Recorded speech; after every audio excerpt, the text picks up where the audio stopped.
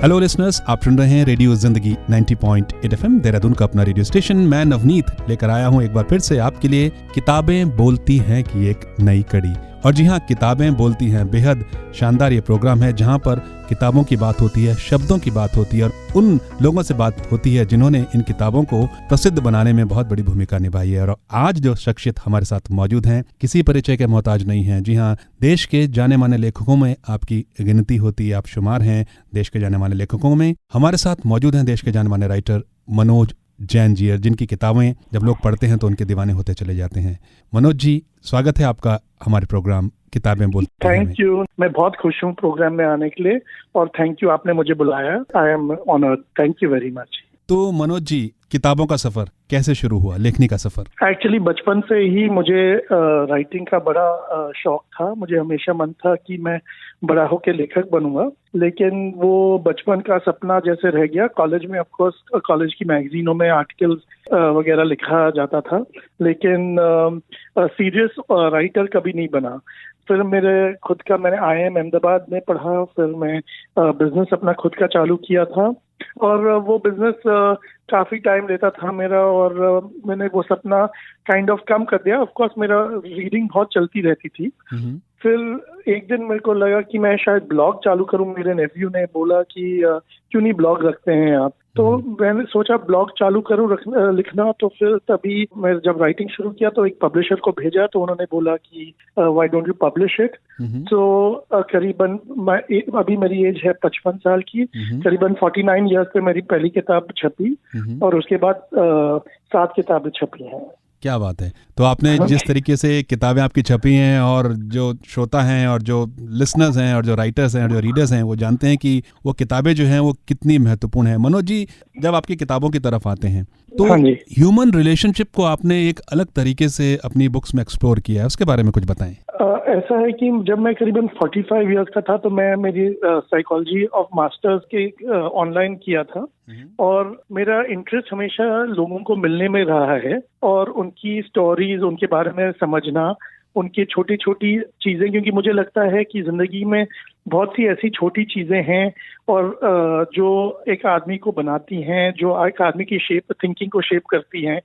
और ये रिलेशनशिप्स हमेशा मतलब कैसे प्ले आउट होती हैं जिंदगी में और एक दूसरे के साथ, मुझे उसमें हमेशा बहुत इंटरेस्ट रहा है। तो मेरे किताबों में हमेशा जो भी कैरेक्टर्स होते हैं वो उनके रिलेशनशिप्स के, उनके बीच में कैसे बातचीत होती है, उनके बीच में कैसे चीजें होती हैं, वो छोटी छोटे नुस्खों का मुझे हमेशा इंटरेस्ट रहा है। तो मेरे किताबों में साइकोलॉजी हमेशा एक बैकबोन रही है, रीढ़ की हड्डी रही है किताबों के लिए।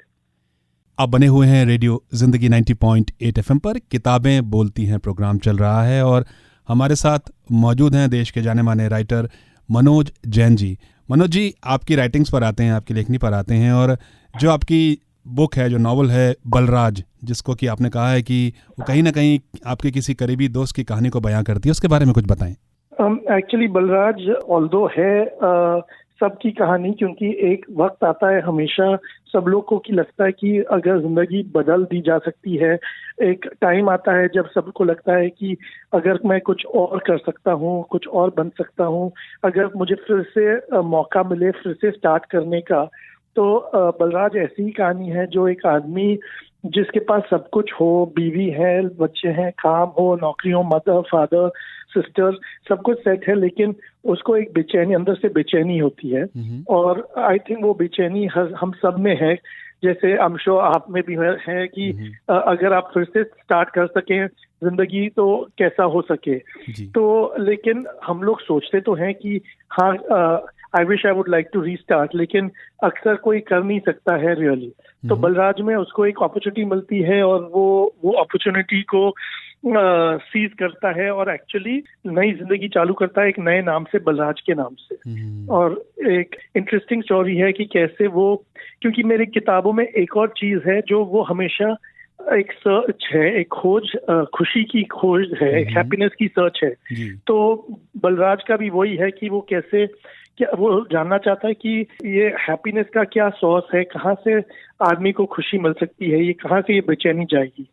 और तो जब बलराज बनता है उसके कई तजुर्बे रहते हैं, कई लोगों से मिलता है, उसके नए एक्सपीरियंसेस होते हैं और वहाँ से उसकी खोज में काफी सफलता उसको मिलती है। बिल्कुल। और बलराज बढ़ते बढ़ते रमोना तक पहुँचती है, ये रमोना क्या है?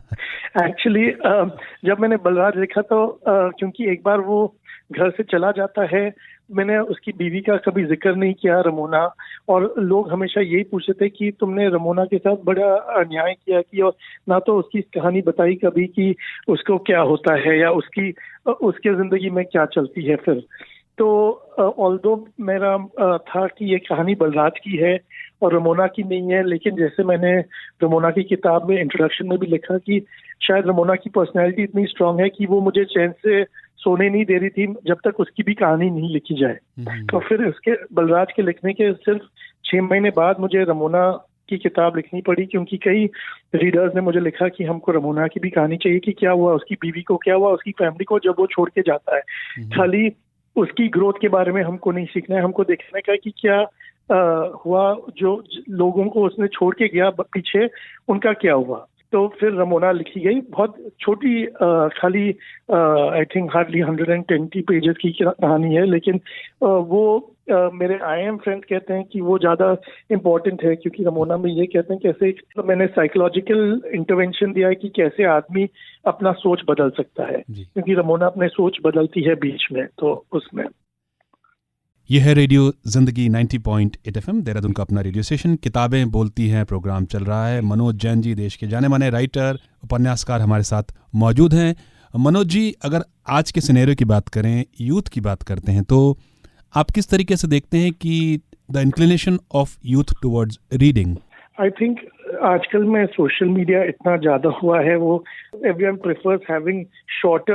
जैसे पहले हम जब छोटे थे तो किताबें बहुत बड़ी होती थी, काफी पन्ने होते थे, लेकिन आजकल के जमाने में जहाँ पहले ट्विटर पर 140 कैरेक्टर्स में उनको लिखना पड़ता है ट्वीट, या इंस्टाग्राम में इतना फीड होता है, फेसबुक में इतने, जो आजकल के लोग हैं, जवान हैं, उनके पास इतना ज्यादा इंफॉर्मेशन फ्लो है कि तो बहुत लंबी किताब या बहुत डिस्क्रिप्टिव किताब हो तो आई थिंक उनके लिए इतना इंटरेस्ट नहीं रहेगा।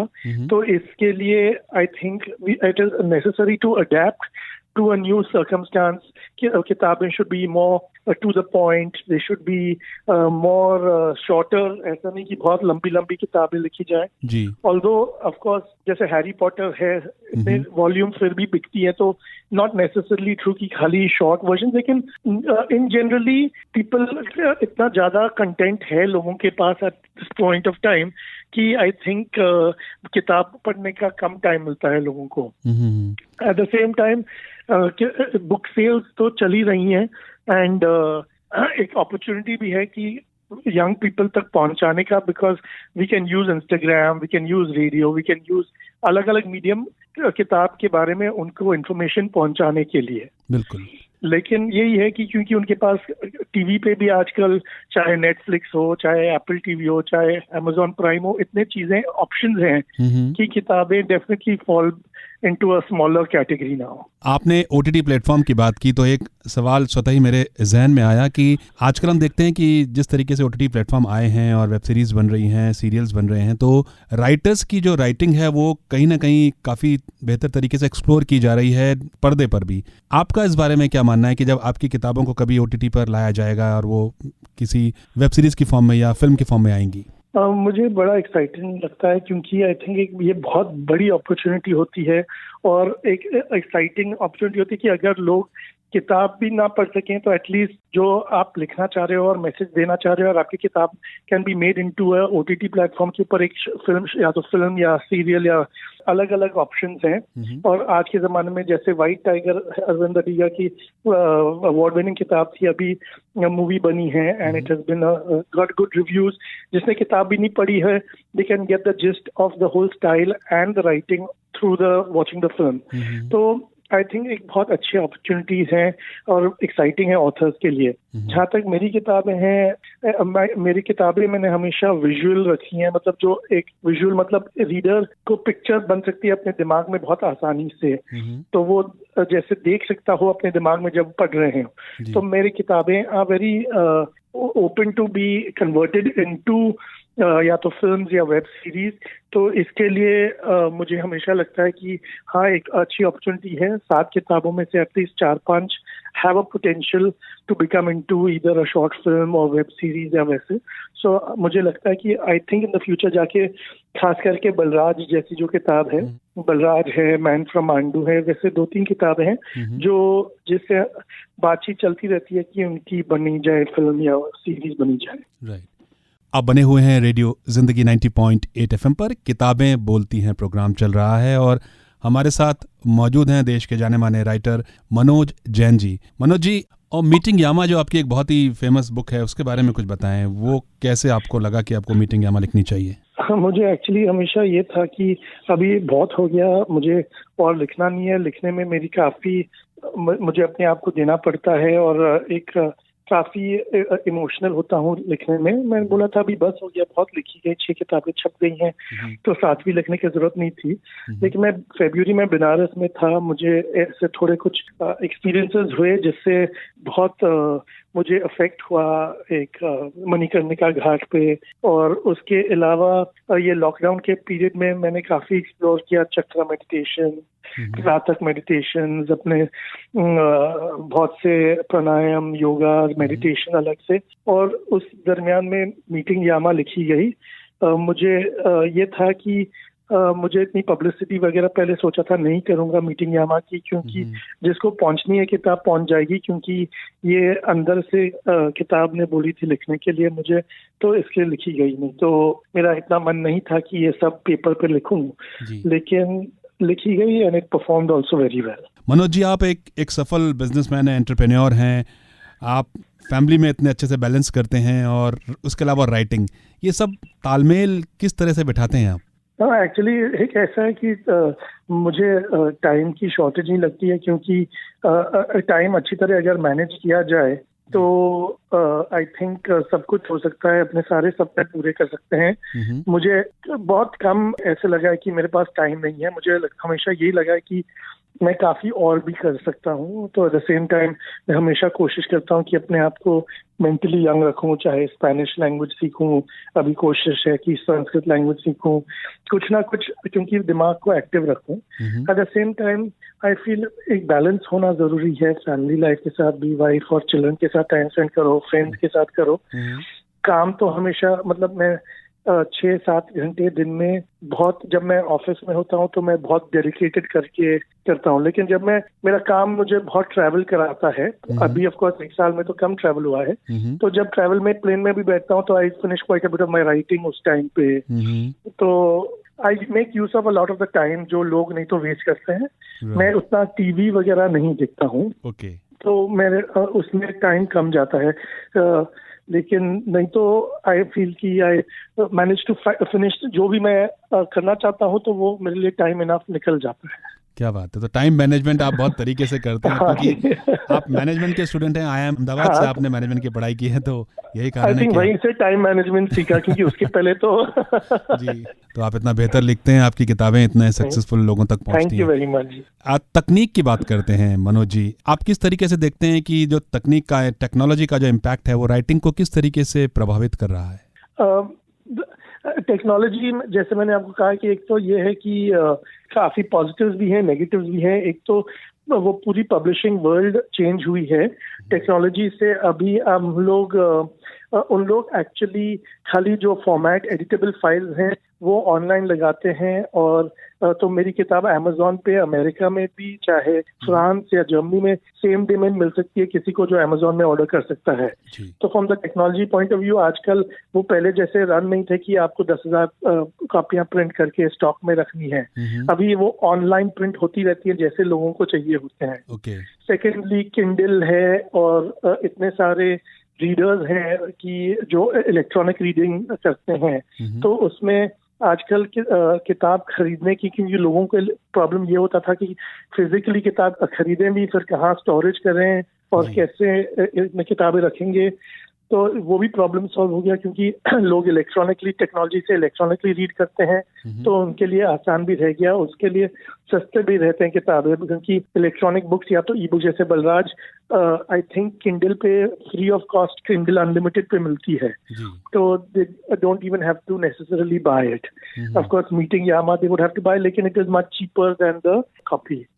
और फिर बुक क्लब, डिस्कशंस, ब्लॉगर्स, ये सब टेक्नोलॉजी के कारण हो गई हैं, जो बुक की डिस्कशंस काफी हो सकती हैं, जो पहले में आसान नहीं होते थे, जैसे 20 साल पहले। तो I think technology has really helped the whole industry. लेकिन जो ट्रेडिशनल बुक स्टोर है, जो किताब की दुकान थी जहाँ लोग जाते थे, वो डेफिनेटली रिड्यूस हो गई है, क्योंकि आजकल कम जाना होता है बुक शॉप में खरीदने के लिए, क्योंकि ऑनलाइन में ही खरीद लेते हैं जी। तो इंडस्ट्री काफी चेंज होती जा रही है। तो इंडस्ट्री बदल रही है और चैलेंजेस भी बढ़ रहे हैं, नए नए एवेन्यूज भी खुल रहे हैं। खासतौर से यूथ की बात करें तो वो भी रीडिंग की तरफ इंक्लाइंड हो रहे हैं। और जाते जाते एक सवाल आपसे मैं करूंगा कि जो यंग अपकमिंग राइटर्स हैं, जो फेमस राइटर बनना चाहते हैं मनोज जैन जी की तरह, उनको आप क्या कहना चाहेंगे? एक तो यह है कि मैं इतना फेमस नहीं हूँ, तो आई होप कि उन लोग आपका बड़ापन है ज्यादा सक्सेसफुल रहे। मैं उनको ऑफ कोर्स पहले तो बेस्ट विशेस बोलता हूँ कि वो तरक्की करें, लेकिन वो ऐसे कभी गिव अप नहीं करें। एक सपना होता है राइटिंग होने का, जिसको राइटिंग का शौक हो, जिसको राइटिंग का मैं कहूँ जुनून या नशा हो, तो वो उसको राइटिंग करना ज़रूरी है। उससे ही अपनी थॉट्स एक्सप्रेस कर सकते हैं। ये सोच के कि कितने रीडर्स पढ़ेंगे या कोई खरीदेगा कोई नहीं, उसके बारे में नहीं सोच के, क्योंकि लिखना इटसेल्फ एक जुनून होता है लोगों के लिए, और उनके लिए लिखना ज़रूरी है। तो मैं उनको बेस्ट ऑफ लक कहता हूँ, और वो हमेशा फॉलो करें अपने ड्रीम्स, और इसके बारे में नहीं सोचें कि कितने लोग किताब खरीदेंगे या नहीं खरीदेंगे।